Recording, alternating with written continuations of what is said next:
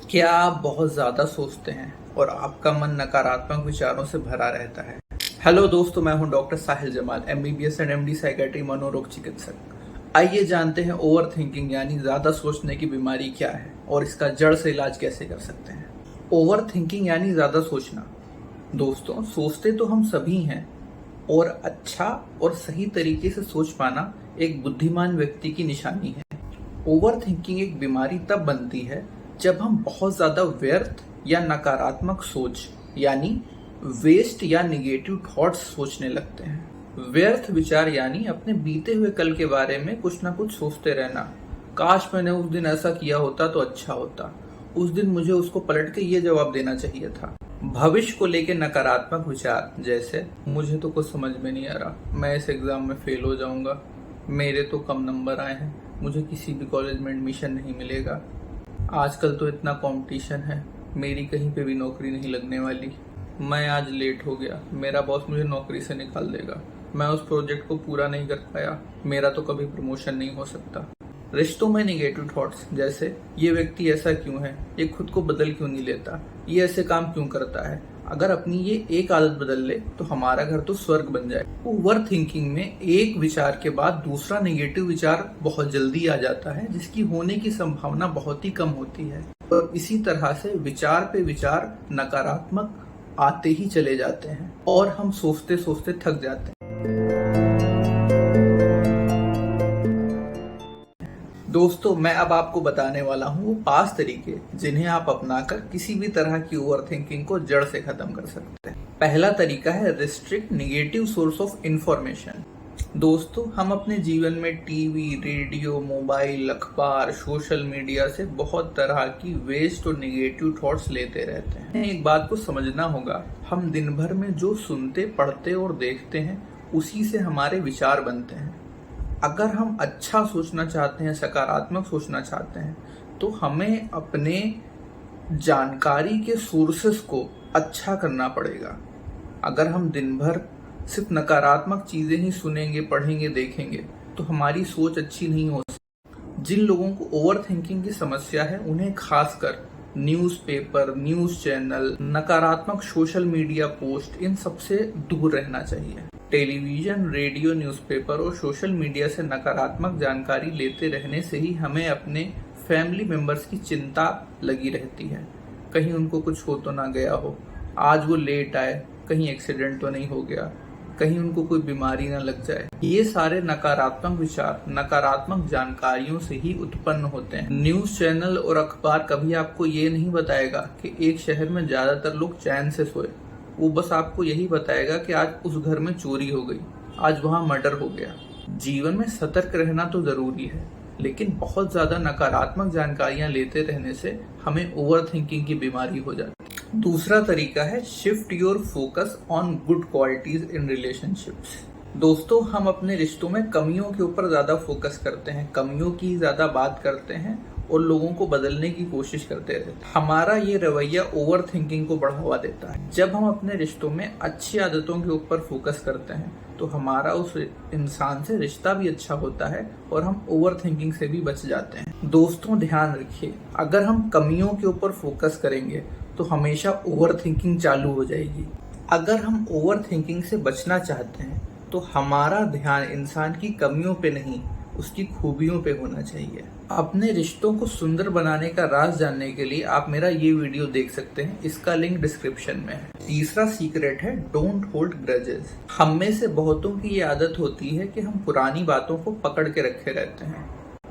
उसने मुझसे उस दिन ऐसा कहा था, मैं उस चीज को कभी नहीं भूल सकता, उसने मेरी बहुत बेइज्जती करी थी, उसे उस दिन ऐसा नहीं करना चाहिए था, उसने बहुत गलत किया था। नाराज हो जाना, गुस्सा हो जाना, पकड़ के रखना ओवर थिंकिंग को बढ़ावा देता है। दोस्तों, हमें इस बात को समझना होगा, अगला व्यक्ति अपने व्यवहार से हमें एक बार हर्ट करता है, लेकिन हम ओवर थिंक करके उस चीज को बार बार सोच के अपने आप को कई बार हर्ट करते हैं, कई बार दुखी करते हैं।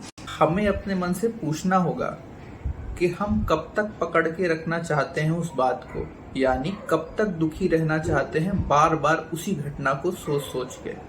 पकड़ी हुई चीजों को लेट गो करना ओवर थिंकिंग को जड़ से खत्म करने के लिए बहुत जरूरी है।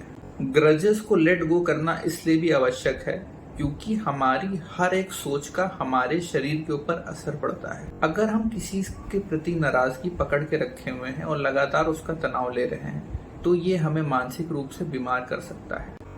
इसलिए पुरानी बातों को पकड़ के रखना, लोगों से नाराज रहना हमें ओवर थिंकिंग कराता है और मानसिक रूप से बीमार भी बनाता है। दोस्तों, आपके मन में सवाल उठ रहा होगा, उन्होंने काम ही ऐसा किया था, नाराज होना तो बनता है, नाराज नहीं होंगे तो उन्हें सबक कैसे सिखाएंगे। दोस्तों, हम ये भूल जाते हैं उन्हें सबक सिखाने के चक्कर में हम खुद ओवर थिंकिंग के जाल में फंसकर खुद ही मानसिक रूप से बीमार हो जाते हैं। उन्हें माफ करके हम अपनी ओवर थिंकिंग को खत्म कर सकते हैं और खुद को मानसिक रूप से बीमार होने से बचा सकते हैं।